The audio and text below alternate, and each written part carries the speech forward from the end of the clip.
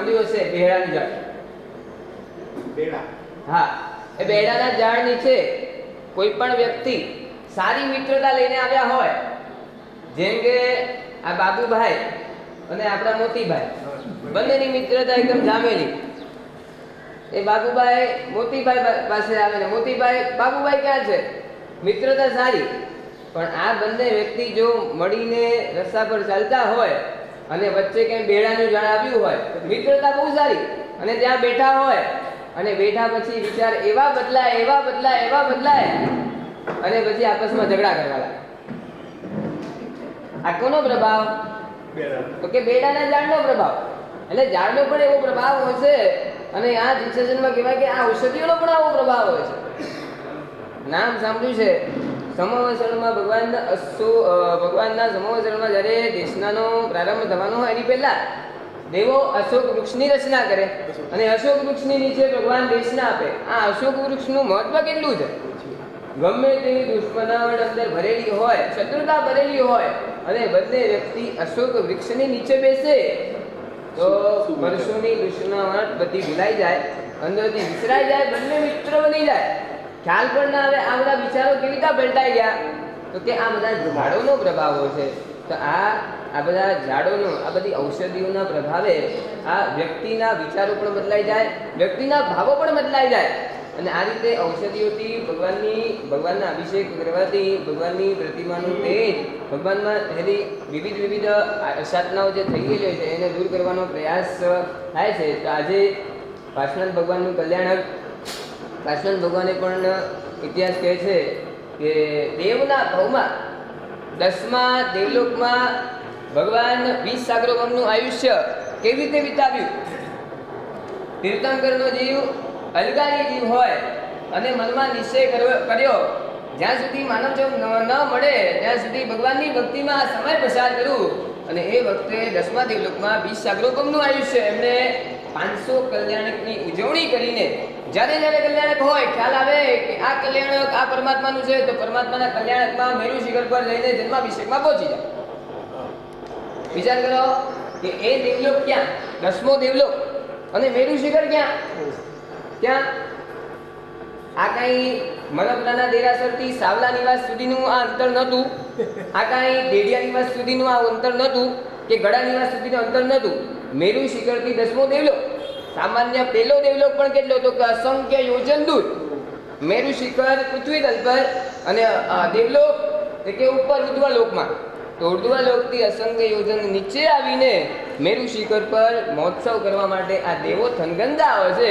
અને આ પાર્શ્વનાથ ભગવાન પણ અંદરથી થનગનતા હોય છે કે કલ્યાણકની ઉજવણી માટે મારે મેરુ શિખર પર જવું છે. ને આ રીતે એમને જ્યારે સમાચાર મળ્યા કે કલ્યાણક આ પરમાત્માનું કલ્યાણક મેરુ શિખર પર છે, એવા 500 કલ્યાણકની ઉજવણી કરીને જબરદસ્ત ઉત્તમ કોટીનું પુણ્ય જેવું બાંધ્યું કે આજે પણ લોકો પાર્શ્વનાથ ભગવાનને યાદ કરે છે, આજે પણ ભગવાનના નામને યાદ કરે છે, આજે પણ ભગવાનના તીર્થો, આજે પાર્શ્વનાથ ભગવાનના ચારેય કોર એમના તીર્થો છે. 1008 એવા નામો છે. એવા પાર્શ્વનાથ ભગવાનના મોક્ષ કલ્યાણક નિમિત્તે આજે પહેલો અભિષેક. આ દેવો એટલો બધો અંદર થનગનાટ હોય, એટલો આનંદ હોય, મેરુ શિખર પર આપણે જન્માભિષેક કરવા જવાનું છે, અસંખ્ય યોજન દૂર હોવા છતાં પણ એ લોકો મહોત્સવ કરવા માટે આવે. ત્યારનો માહોલ કેવો હોય, ભગવાન કેટલા હોય, નાના એવા એકદમ બાળ સ્વરૂપ એવા ભગવાન હોય. તો દાદા જન્મેલા છે, જન્મ થયો હોય, અને એ વખતે સૌધર્મેન્દ્ર 5 રૂપ કરીને મેરુ શિખર તરફ લઈ આવે. સૌધર્મેન્દ્રના ખોડામાં પ્રભુ હોય, અને એ વખતે અચ્યુતપતિ હુકમ કરે એની પહેલા વિચાર કરે કે અચ્યુતપતિ હુકમ કરે અને બધા જન્માભિષેક કરે. પણ આ બધા જલ ક્યાંથી લાવવામાં આવ્યા હોય? ગંગા નદીના જલ, યમુના નદીના જલ, વરદામ, માગસ, પદ્મદ્રહ, ક્ષીરોદતીના જલ, તે ઉત્તમ તીર્થોના જલ લાવીને ઉત્તમ કલશોમાં એને જલને ભરવામાં આવે. અને સામાન્યથી પણ અસંખ્ય દેવો તે અભિષેકમાં હોય. એ વખતે અચ્યુતપતિ હુકમ કરે, અચ્યુત પતિએ હુકમ કીધો, બરાબર? અચ્યુત સાંભળો દેવાસ. હવે અચ્યુતપતિ હુકમ કરે કે હવે ભગવાનનો અભિષેક. અને એ વખતે બધા દેવા પડાપડી કરે, મને અભિષેક કરવા મળે, અભિષેક મને કરવા મળે, મને અભિષેક કરવા મળે, મને અભિષેક કરવા મળે. અને એ વખતે નાળચું ભગવાન એટલે કલશનું નાળચું કેટલા યોજનનું હોય? અત્યારે જે કલશ છે જેમાંથી પાણીની ધારા જળની ધારા વહેવાની છે એનું કાણું કેટલું આટલું નાનું, બરાબર? આપણી આંખથી પણ નાનું હોય અને જ્યારે અભિષેકની ધારા ઓલા નાળચામાંથી જાય એ નાળચું કેટલા કિલોમીટર? તો કે 1 યોજનનું. 1 યોજન એટલે 13 કિલોમીટરનું નાળચું હોય અને એમાંથી જ્યારે જળ પ્રવાહ વહેતો હોય આમ હિમાલય પર્વત પરથી ગંગા નદી આમ નીચે આવતી હોય એવો ધોધ પ્રભુ પર આમ વહેવા લાગે અને પ્રભુનો આ અભિષેકને જોઈને અસંખ્ય દેવો આનંદ વિભોર થઈ જાય. કોઈ નાચવા લાગે, કોઈ ગીતો ગાવા લાગે, કોઈ રાસડા લે, કોઈક આમ તબલા વગાડે અને કોઈક આમ ઓલા જલને લઈને આંખે લગાડે, કોઈક એ જલ જે માટીથી મિશ્રિત થયું છે એ માટીને લઈને પોતાના શરીર પર લગાડે, કોઈ એ જ માટી પર આરોટવા લાગે. એટલો બધો આનંદ એ દેવોને હોય છે. અને આ પ્રભુની ધારા જે વહેતી હોય છે પ્રભુના અંગ પર એને જોઈને આંખના અશ્રુથી પોતાના કર્મમલને ધોયા કરે. અને એ વખતે જ્યારે અભિષેક પૂરો થાય ને અને જ્યારે ફરીથી પાછું પોતાના સ્થાનમાં જવાનું હોય ને ત્યાં લખ્યું કે અસંખ્ય દેવોને એ વખતે અંદરથી આઘાત લાગે, એવો આઘાત લાગે કે હવે પાછું પ્રભુને પાછું છોડીને પાછા પોતાના સ્થાનમાં જવાનું છે અને આઘાતથી મૂર્છા પામી જાય. કેટલા હે પ્રભુ, આ અભિષેકની ધારા આપના તે યષ્ટિ પર પડે અને મારા કર્મમલ ધોવાયા કરે અને એના કારણે હું આત્મા વિશુદ્ધ કરનારો બનું, સંસારથી જલ્દી છૂટનારો બનું. મારા આત્મા પર લાગેલા ચારિત્ર મૂલ્ય જે કર્મ છે એ જલ્દી છૂટા પડી જાય. હું પણ સંયમ ધર્મને સ્વીકાર કરનારો બનું, હું પણ આપના માર્ગે સંચરનારો બનું, હું પણ જલ્દી 5 મહાવ્રત લેનારો બનું. અને આ અભિષેકના પ્રભાવે બસ એક જ સંકલ્પ કરું છું, આજે અષ્ટોત્તરી અભિષેક દાદા આપના પર થવાનો છે અને અમે સૌ બધા જ મળીને સંકલ્પ કરીએ છીએ. આજે અહીંયાથી હું જે બોલાવું બધાએ સંકલ્પ કરવાનો છે અને પછી લાભાર્થી પરિવાર અહીંયા આવીને અગર નામની ઔષધિથી અભિષેક કરશે. બધા બોલજો, આ અભિષેકના પ્રભાવે બોલો સંઘ અને શાસનનું ઉત્થાન થાઓ. આ અભિષેકના પ્રભાવે શ્રી સંઘમાં શાંતિ અને સમાધિ પ્રવર્તે. સર્વે જીવો સુખી થાઓ, સર્વે જીવોનું કલ્યાણ થાઓ, સૌના દોષો દૂર થાઓ, સૌ ગુણોની પ્રાપ્તિ કરે અને સૌ મોક્ષ સુખને પામે. આ જ ભાવનાથી અમે અભિષેક કરીએ છીએ. Thank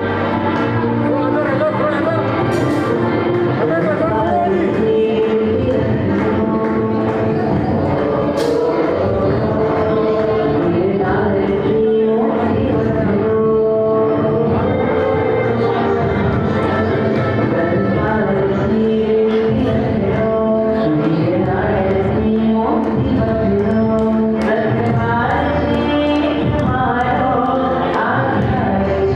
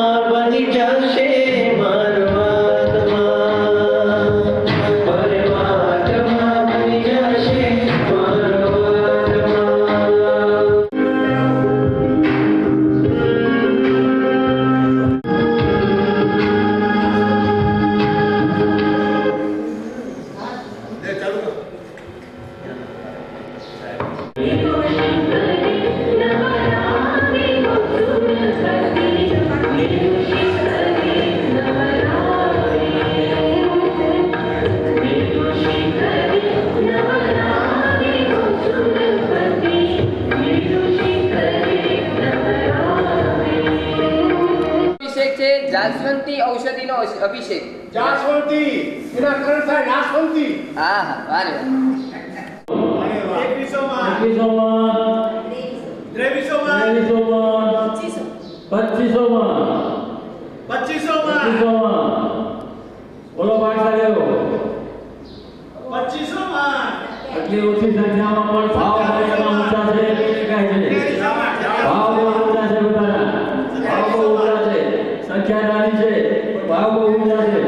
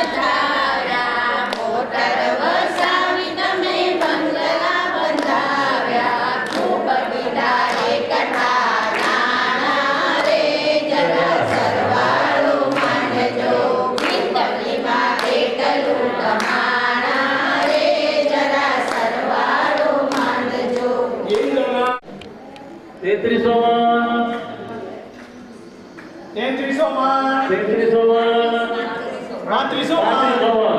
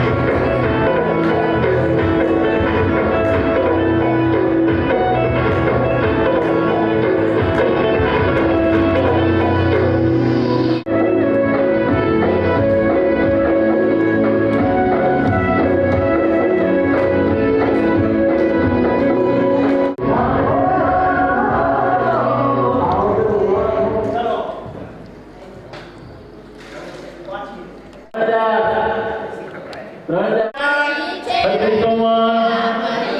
રક્તચંદનના વૃક્ષથી નેગેટિવ ઉર્જા નીકળી જાય છે અને રક્તચંદનનો ઔષધિ લોહી શુદ્ધ કરવા માટે પણ એકદમ ઉત્તમ છે. આણંદની સોમવાર વધારે સંખ્યામાં લોકો આવવાની ટિકિટ કઢાવવા તૈયારી કરશે. કિશોરભાઈ આજે સાંજના જ પહોંચાડી દેવાના છે મુંબઈમાં.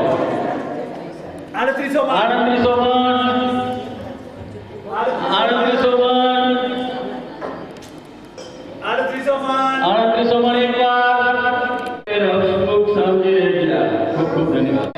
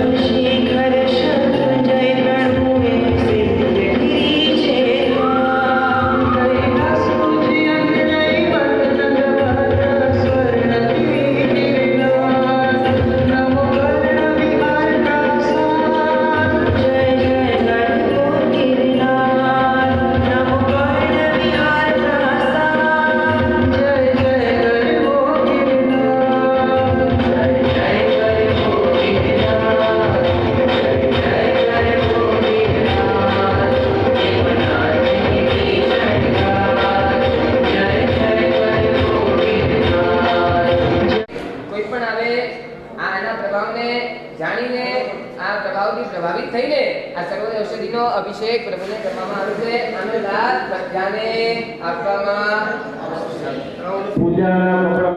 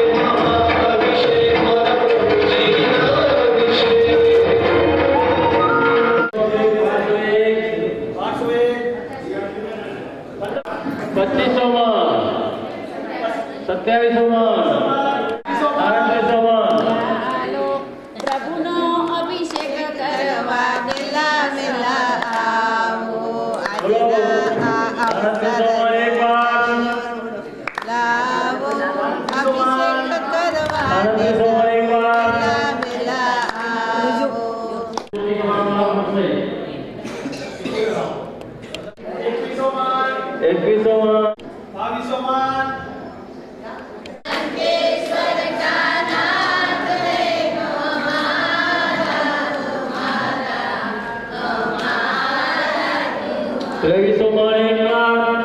જોયા મારી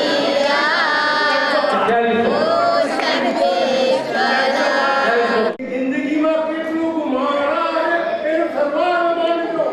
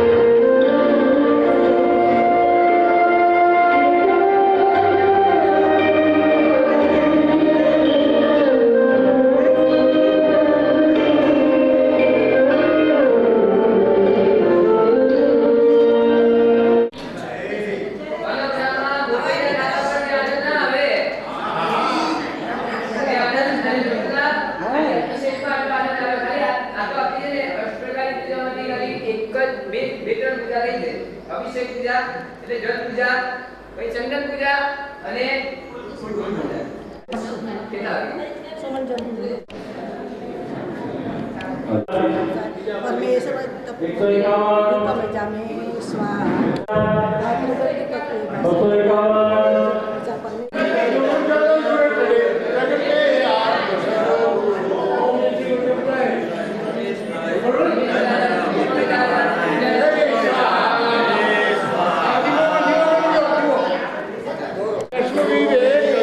કરતા દુઃખ હોય ભોગ વે ભાષિત લોકાલોક ઓમ રીમ શ્રી બોલો બોલો